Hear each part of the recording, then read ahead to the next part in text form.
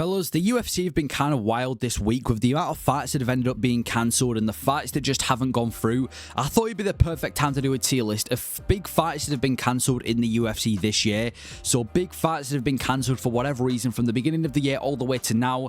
I think, because there's been a lot of fights that have been cancelled, it's the perfect time to do a tier list. And I'll be ranking it in S tier being that I'm super frustrated that this fight has been cancelled and I would have loved to see this fight go through. And then D tier, which is kind of like, I don't really care that it's off, it is what it is. I'm not really too bothered. So yeah, let me know if I've missed any fights out, because listen, this fight, there's a lot of fights that have been cancelled this year. I've probably missed out a few, but we'll go in there with the first fight, which was supposed to take place at UFC 303, Jamahal Hill versus Carlos Ulberg. I'm sticking this fight in A tier. I would have loved to see this fight, because it's like, you can almost guarantee that this fight ain't going to the judges' scorecard. This is one of those fights that you can almost guarantee is going to end in a finish, because you've got Carlos Ulberg, who's just been dominating and finishing opponent after opponent after opponent.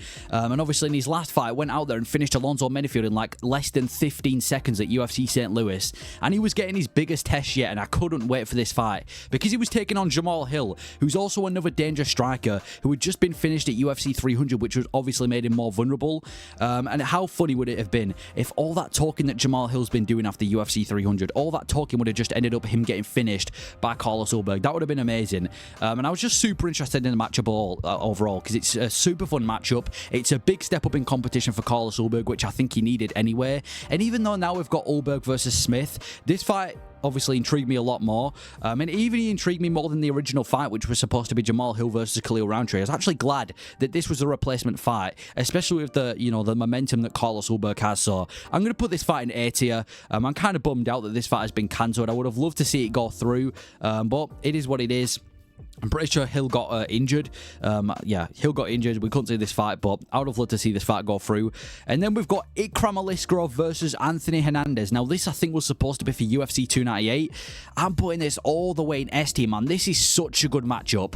Anthony Hernandez versus Aliskerov is one of those fights that just can't end up bad. Like, you've got Aliskerov, this big prospect in the UFC, one of the biggest prospects in the UFC, in fact. And he's just been dominating every single fighter. He's got really good wrestling, and he's yet to face tough competition. And then you've got Anthony Hernandez, who's another prospect in the middleweight division. It's like a prospect versus a prospect, who obviously, now that we've seen him against Roman Kopylov, he's a really good grappler, top grappler in the UFC. And it would have been a big test for Aliskerov to see how good he really is. And it's also a chance for Anthony Hernandez to shut down the prospect of Aliskerov and enter the rankings.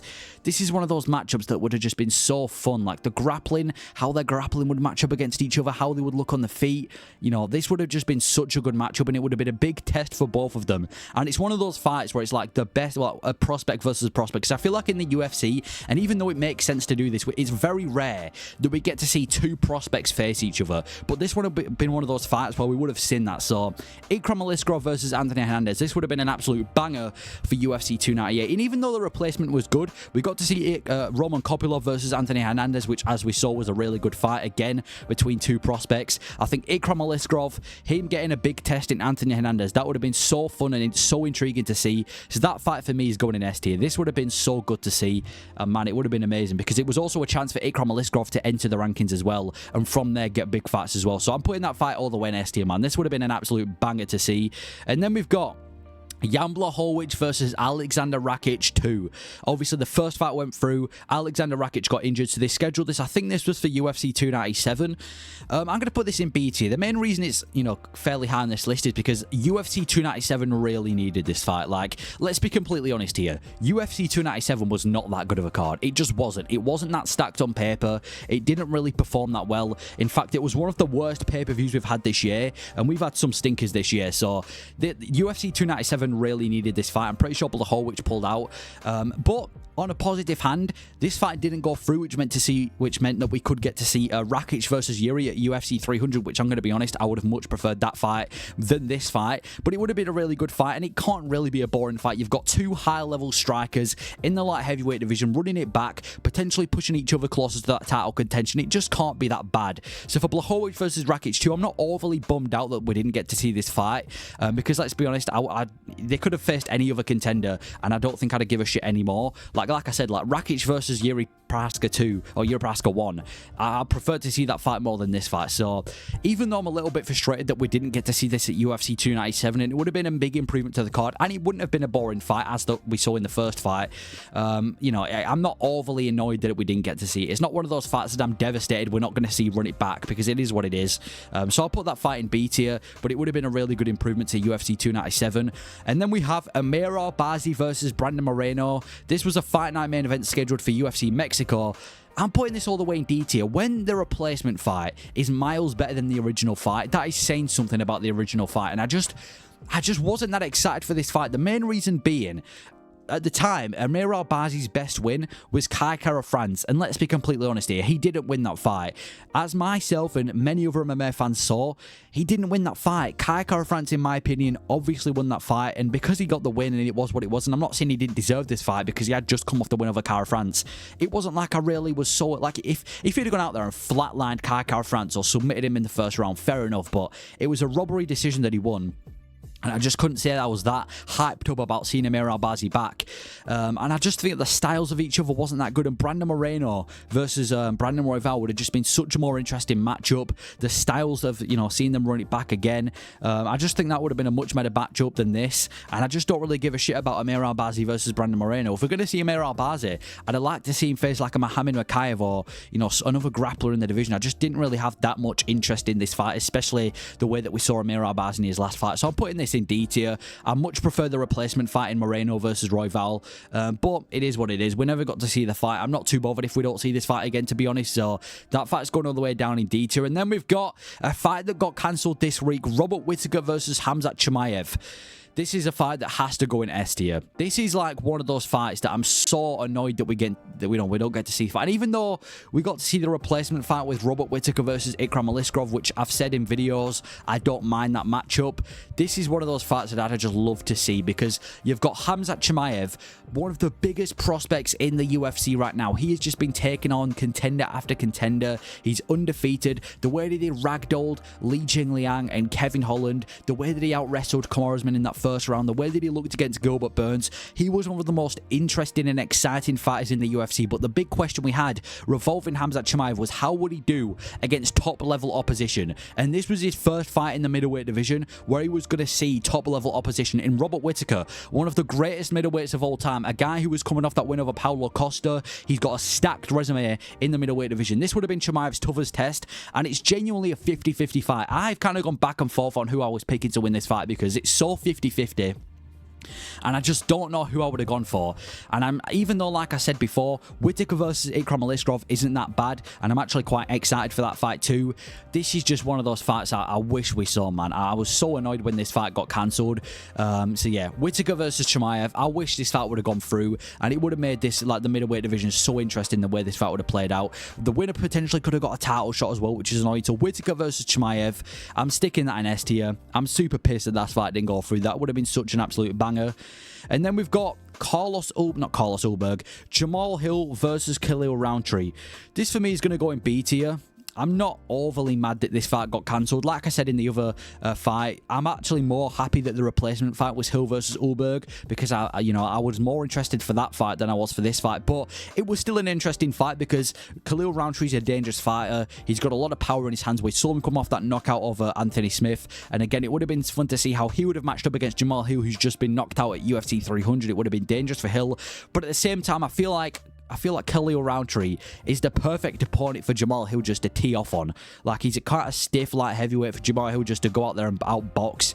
But again, when the fight got cancelled and it got replaced to Hill versus Ulberg, I wasn't that mad. Like, in fact, I was happy that was the replacement fight. And even though it would have been good to see this fight go through, especially after the way that they looked in their last fights, I wasn't overly bummed out that it got cancelled. And like I said, I'm more happy that the replacement fight was what it was. So Hill versus Ulberg, I'm sticking that in B tier. I'm not overly annoyed that it got cancelled. And then we've got another fight that got cancelled this week: Conor McGregor versus Michael Chandler. Probably the biggest cancellation of this year. I'm putting that in A tier. Now, I know some people would put it in S tier, and the reason it's so high on this list is because it's Conor McGregor. Conor McGregor is one of those guys that fights once in a blue moon, and it's a big deal. It's a big event whenever he fights. Everyone's watching, and you just want to see how Conor McGregor performs, especially when he's been out for this long, and he's facing a guy that we've been waiting for so long in Michael Chandler. You're lying if you say you weren't bummed out when this got cancelled. It's just a fight that I really want to see, and I just want to see Conor McGregor back. I don't care if it's just one last time. I just want to see Conor McGregor back in the UFC. So when it got cancelled, I'm not going to lie, I was pissed. But it's not going in S tier because I'm going to be completely honest right now. The replacement card is much better than the original card. Like, I'm actually happier with this card than what it was originally. We've had a shit ton of fights added to the card, and it's much better than what the original card was when it was just McGregor versus Chandler. And because of that, I just can't put it in S tier. If McGregor versus Chandler was taken off the card and we were left with that pile of dog shit that it was without the McGregor fight, it would have been terrible. But now that we've had a shit ton of replacement fights that have actually improved the card a lot, I'm not actually that mad at this fight being cancelled, and I'm sure we are going to see Conor McGregor fight one day in the future, so I'll put it in A tier. Still very frustrated that it got cancelled, but I'm not going to put it in S tier. It's not like they're like the best of their careers as well. It's not like it's prime McGregor versus prime Chandler. Chandler's lost more fights than he's won in the UFC, and McGregor's been out for a couple of years, corked, on steroids, doing whatever, filming movies, so I'm going to put this in A tier. I'm still irritated that it didn't go down, but I'm not overly annoyed. Then we've got Jailton Almeida versus Alexander Volkov. Now, this was originally scheduled for UFC 302, I think. Yeah, 302, and then obviously Volkov ended up facing Pavlovich at UFC Saudi Arabia, or he is going to be facing Pavlovich, and Jailton Almeida faced Romanov. I'm going to put this in C tier. I didn't really understand the matchmaking when this first got announced, because you've got Alexander Volkov, who's ranked higher than Almeida, and he was on a 3-fight winning streak, all by way of finish. And then you had Jailton Almeida, whose best win was Derek Lewis, and he was coming off a finish loss to Curtis Blades. I don't think it really made sense to match him up against Alexander Volkov, who was higher ranked than him, when he was coming off a second-round finish loss to Curtis Blades. That didn't really make sense to me, and I didn't understand why Volkov deserved that either. I'm much more happy that now we've got Volkov versus Pavlovich, and the fight itself, let's be honest, it isn't going to be a banger. It's going to be Jailton Almeida most likely holding down Alexander Volkov until eventually he latches up a submission. It's not a fight that I'm overly excited for. It would have been good because it's another big step up in competition for Jailton Almeida in Alexander Volkov, who, like I said, is a top heavyweight, but I can't act like I'm overly mad that this fight has got cancelled. And let's be honest, with the way that the heavyweight division's going, we're probably going to see this fight regardless one day, so I'll put that fight in C tier. It's not like a fight that I'm, overly annoyed that it's been cancelled, but it would have been fun to see, but not necessarily fun, but it would have been interesting to see, but it is what it is. Like, Volkov versus Pavlovich is much better. And again, I don't know if Jailton Almeida really deserved that fight. So that fight's going in C tier. And then finally, we've got Anthony Hernandez versus Roman Dolidze. This fight, I'm going to put this fight in B tier. Like, it's one of those fights that I actually match-made this fight after UFC 298. It would have been a good fight to see. It would have been fun to see Anthony Hernandez get another big test, the biggest test of his career after he came off that win over Roman Kopylov.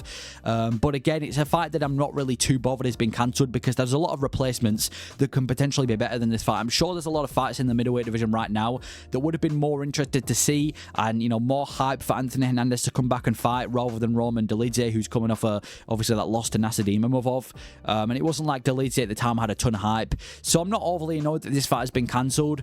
So it is what it is. He would have made an improvement to the card, but again, I'm not really bummed out that this fight got cancelled. I think this was supposed to be for UFC 302, and again, now that it got taken off, it did make the card a lot worse, but it is what it is. It got cancelled. I'm not too bothered that it got cancelled, but that is my list of big fights that have been cancelled this year, and me ranking them based on how excited I was for them. So let me know if you agree with this list, and if I've missed out any big fights that have got cancelled that should have made the list. But let me know your thoughts, and thank you for